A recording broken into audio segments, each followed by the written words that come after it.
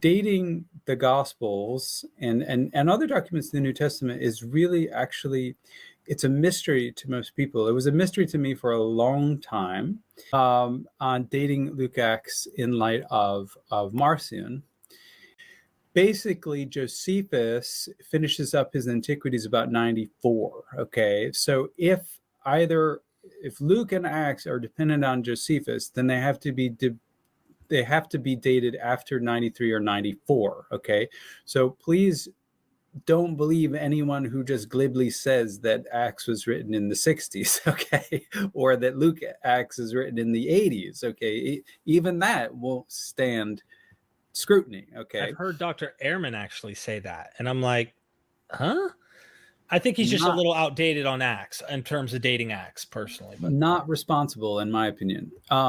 So the earliest known manuscripts of Acts all date to the 3rd century CE. Okay, so we could determine when something is early if we had something early, and on occasion, very rarely, we do get a 2nd century manuscript of some New Testament document. That is not the case for Acts. Okay. In fact, the really interesting thing about Acts is there's zero evidence to prove that anybody used it until after 150.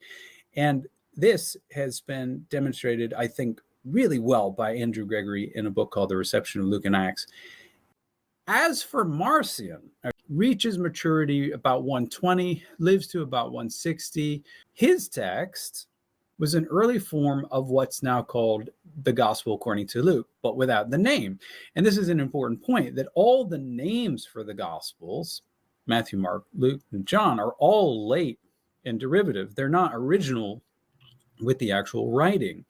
Okay, so Marcion's reading a text, some people, the Evangelion, some call it Proto-Luke, but it's not called Luke. He brings this text, Evangelion, to Rome, and he publishes it together about 145 with 10 Pauline letters, okay? Now, what's important about this is, and many people think, that this really is the first New Testament. It's the first collection which combines a gospel plus letters. And that's really the form that the New Testament later takes, except in the later form, you've got, incredibly, 4 gospels, none of which agree entirely.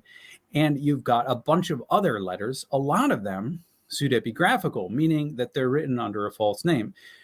Now, for Marcion, he was extremely certain about this one point, that there was one single gospel, and that was a gospel that was Pauline. That is a gospel that Paul had preached.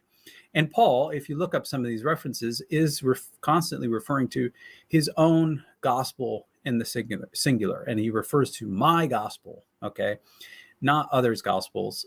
And the theory of how we got canonical Luke, okay, which is the Luke in the New Testament today, is that an unknown editor took the Evangelion and he expanded it with a preface, a birth narrative with the famous virgin birth, a genealogy, and other elements. This editor then attached this new updated Luke, okay, to his own composition, the book of Acts, which was deliberately crafted as a sequel.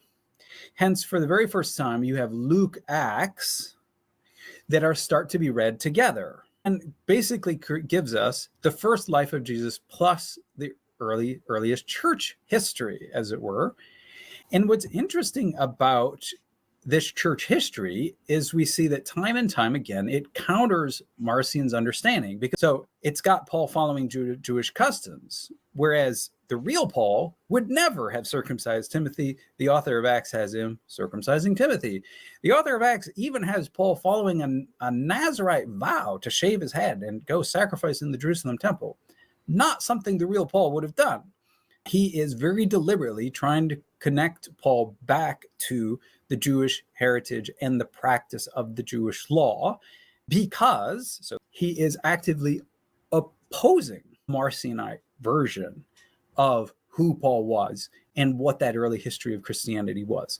And If you're writing in the mid-second century, you're imitating somebody in the mid-first century. You're imitating Luke. Marcion claims quite openly that Luke is a corrupt gospel. Ooh. And that the very name Luke was added as a false title. Okay. Now, this is what Marcion is saying. Okay. And he should know. All right. Because he's there, right there, when these events are happening, when this document appears.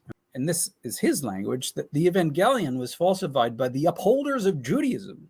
Now, who are the upholders of Judaism for Marcion? Well, they're actually not Jews. Marcion didn't have any problem with Jews.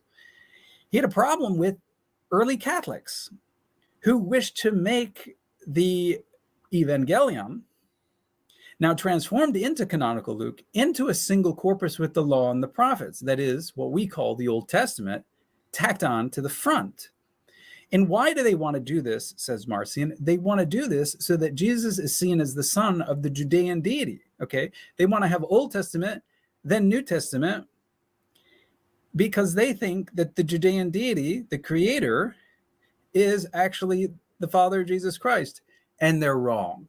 Okay, early Catholics are corrupting the gospel, essentially by attaching it to the Old Testament, something which should have never happened, and by updating it so that it's written by this pseudo sub-apostolic person called Luke.